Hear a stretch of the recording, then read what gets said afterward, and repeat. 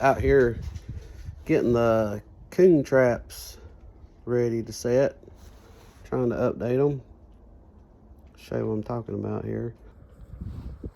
What I'm doing is just trying to make sure these cage traps are, working order. Because I like to, I'm mostly using. I really don't. I'm a big fan of the cage trap because of just the bulkiness, and they're, just kind of a pain to carry out to set them somewhere to catch coons. But I'm catching the coons for a friend that's gonna train his coon pups with them, so it's a lot easier, catching one of these and it already being in the trap and just taking it to somebody, as opposed to catching one in a leg hold and trying to get it in a cage. So that's the main reason using cage trap. That, and for whatever reason, I do like that big. Seem like I have only caught one really big coon in a leg hold, dog proof type trap. All the other ones I've caught are really small ones, but the only other traps I've caught, I catch big coons in a leg hold and steel trap. It's pretty common, but they will get in these cage traps. I've caught coons that I'm surprised they even fit in there in these things. I don't know why that is.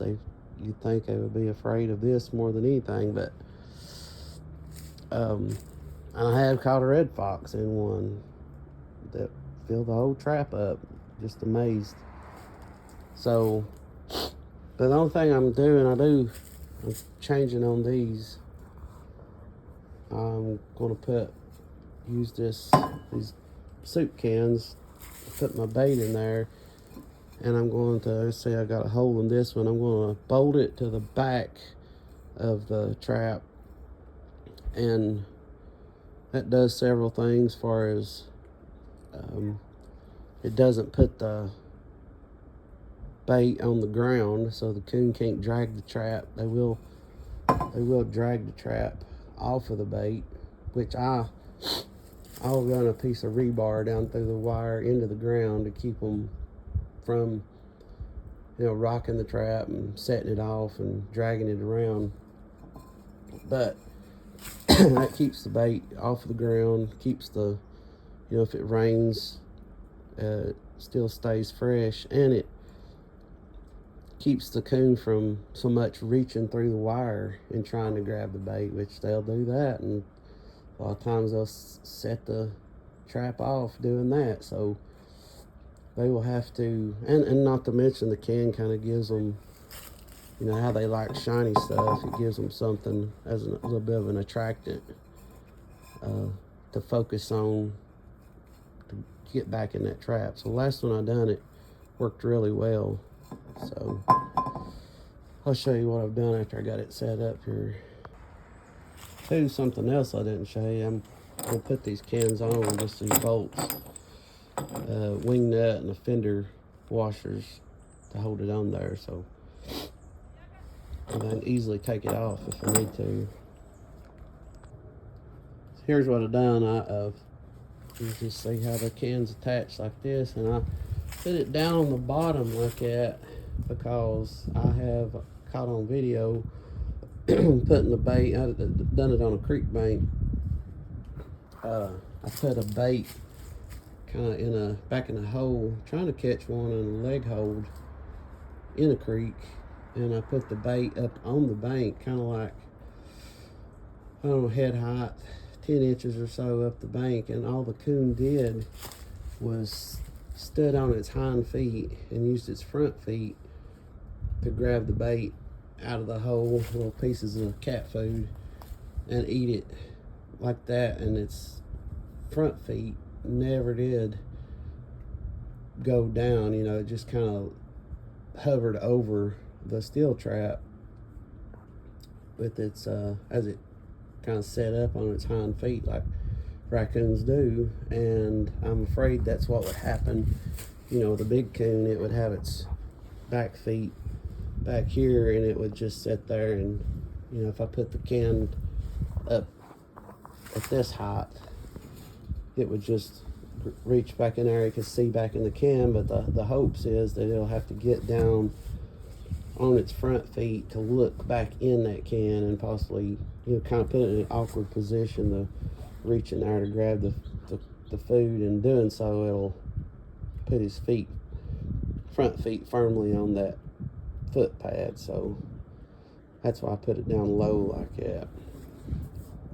I'll show how I got it set up, and I put them in the woods here in just a little bit. We'll try to set out 3 traps today, see what happens. Show you my little setup here for coons, or how I want to set these traps for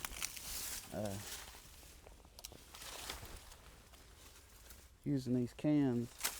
And I want you to see, like, look at this can, like right here, how chewed up that is. You can see that. That was done by a possum. So don't underestimate the possum, the power of the possum. Don't think they can't do some damage, because if he can do that to a soup can, imagine what he can do to your hand.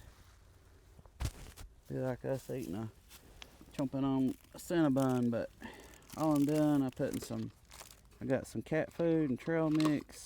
I already put that in the can. And these was suggested by a friend. Said coons can't resist them. And so far, he's been true.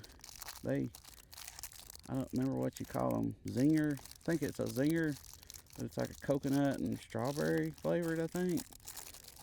He recommended me get that, and man, they are awesome. So that's the main attractant. The cat food and trail mix is more or less just to keep them busy working that can, so they're more likely to get trapped. And then what I'll do, I take this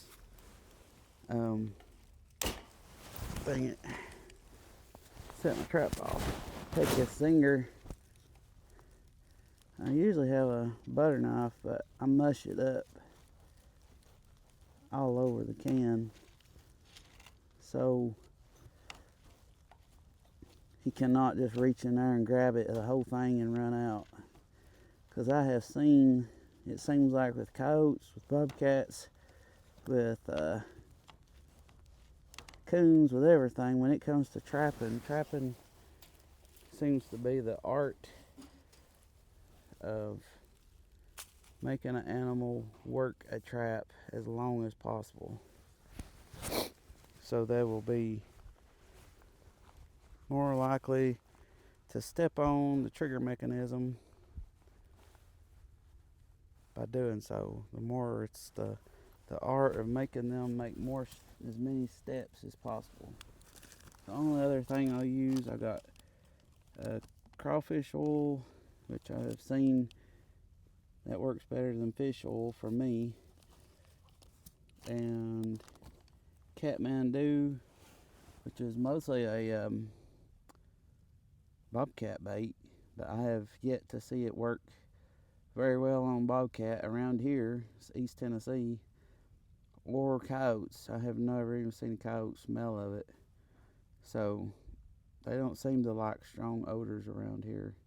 But I will say it's awesome for bringing in coons from long range. You know, if you don't know exactly where they're at, I don't know. It's usually first night I have them coming in. I'll show you what I'm going to do here in a minute. But I'm going to put this on a creek down here. I want to position my trap in this position, facing this way.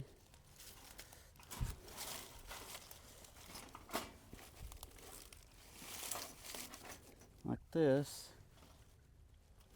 because I have a camera right behind it. And so if a coon gets in here, he won't be triggering my camera every time he moves. And at the same time, when my camera does its check-in picture, I'll know if I have something or not because I can see this door shut. Take a stake.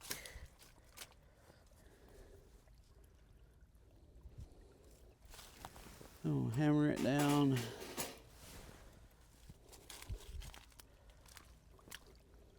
this. That's super soft. Finally gotten to. So I'll get some of my Kathmandu.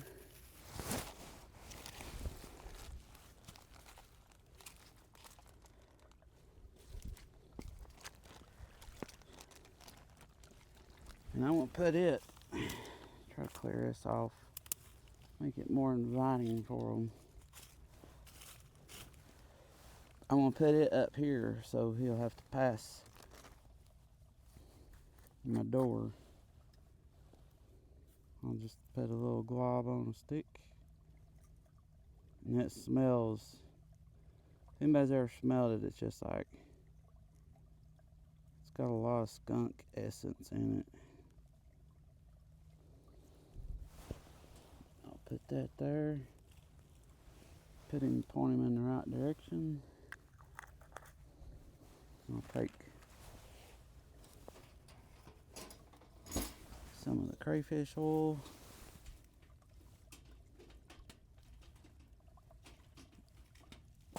Essentially treat it like I would a dog proof. Take this crayfish oil, make a little trail going down to the creek.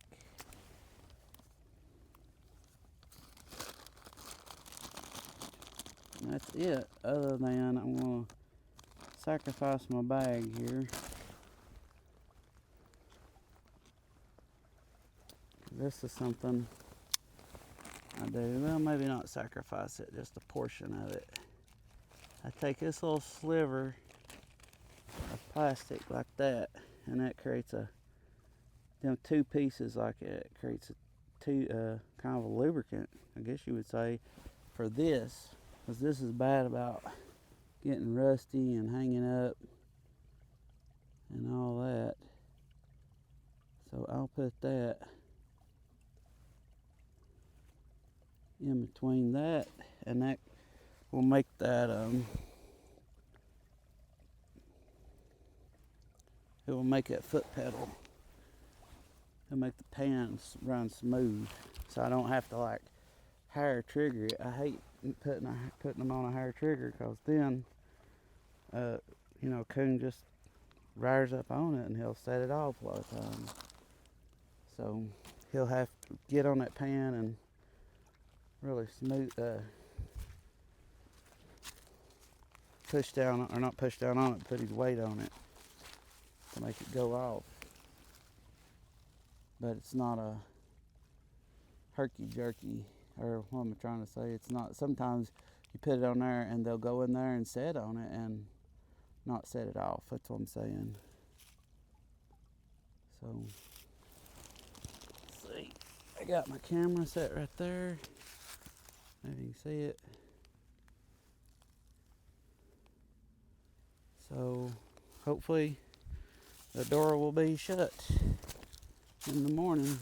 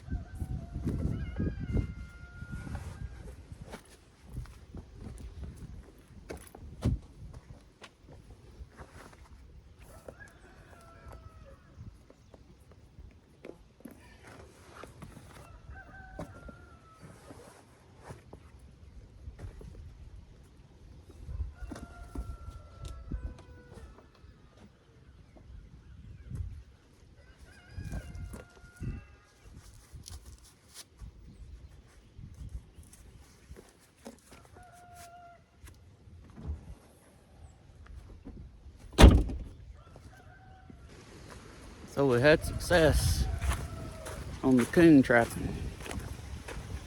I seen in my video that I had 3 come in. This had I almost said some dog proofs while I was there, but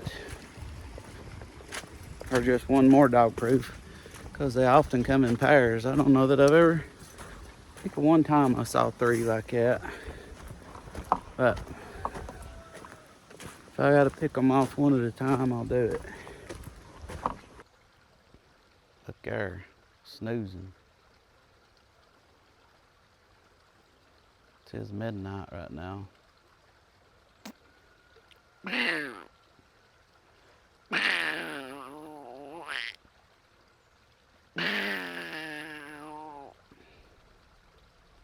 And I'm glad I didn't put that in the middle of the creek like I was thinking. I was anticipating this rain. He would have been treading water for a long time. I knew the rain was coming pretty quick, and I was just, it's like, man, I might end up drowning the thing. I'll turn my camera off so it doesn't take picture after picture while I'm here.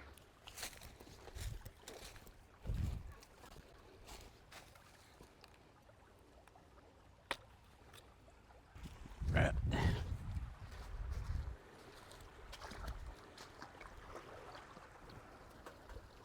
Oh, buddy.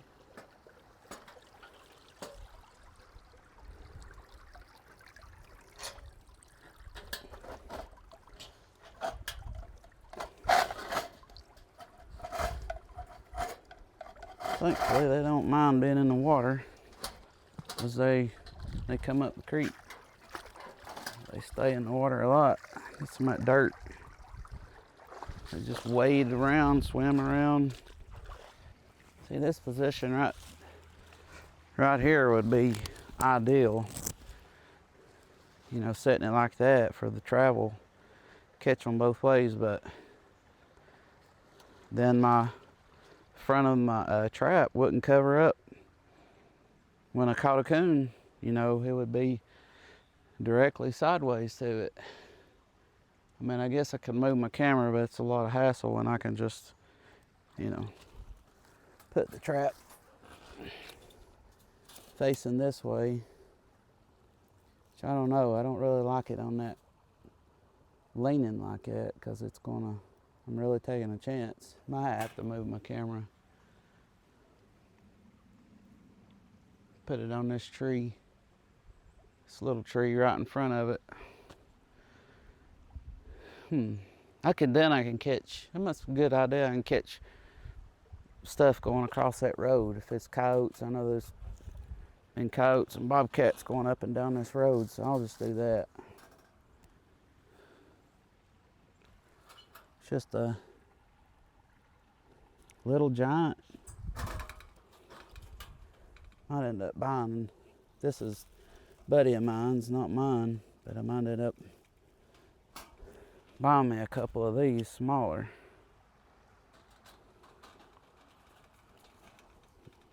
Put this in here, say, so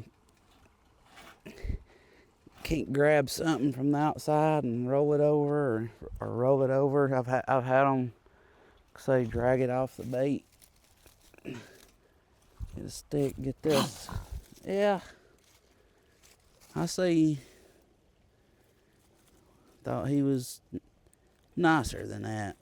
They definitely got a lot of the personality. I really want to put this bait far enough away that maybe they don't try to reach and grab it is ideal. They don't. Which the thing about this one, the pan is so far away from the back of the bait, they're pretty much not going to reach through trying to get the bait and set the trap off. I couldn't see that I say that, and then that's what'll happen.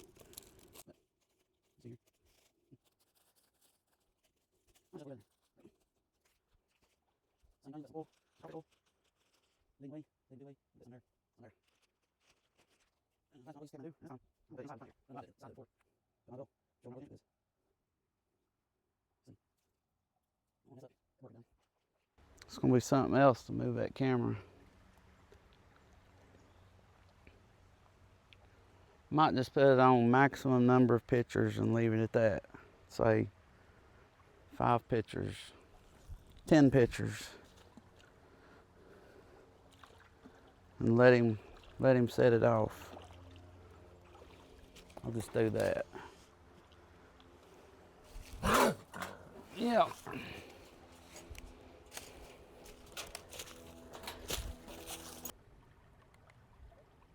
Yeah. Thin. On unlimited. I'll do 10. There's not much comes through here that I hate that. Just have to readjust that. I really like to watch that road. 10.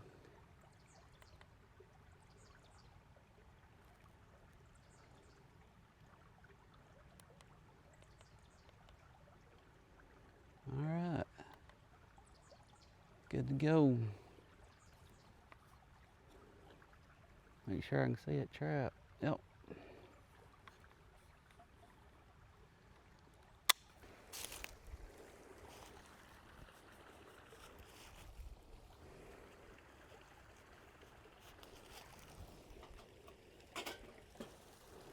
One more win for the turkeys.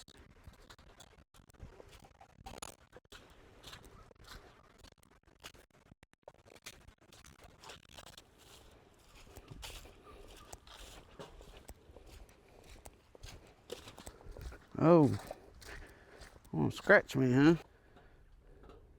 Well, he ain't doing it now, but he's trying to claw my hand all the way up here. They will scratch you. That one's more than average. He's had got a messed up finger. They are rough on each other, but that's why I brought them gloves. I knew that good chance he was going to do that. Seems like coons are masters at knowing, understanding us. They know. It's like they know what cute is. Like a little kid trying to get its way. They'll look all cute, kind of entice you.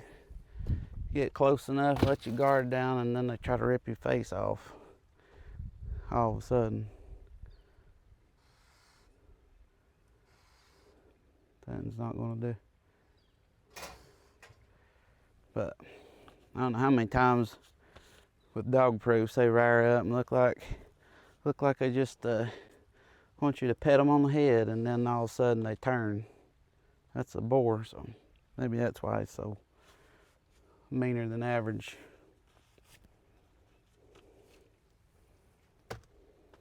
That is it for that one. See what happens tonight.